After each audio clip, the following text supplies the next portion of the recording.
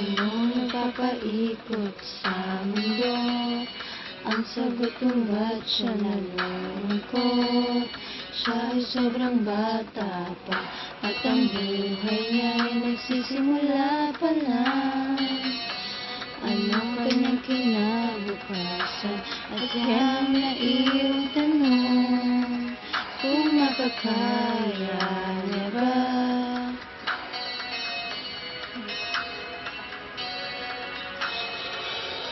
Mayroong saya, mayroong lungkot, at may tanong kung bakit.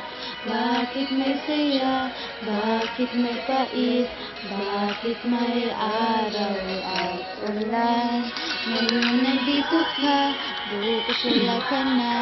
Kahit nang mangyari, pag-ibig siya nagpapasya. Wala ka na, at hayang pag-ibig maging daan. Aayos din ang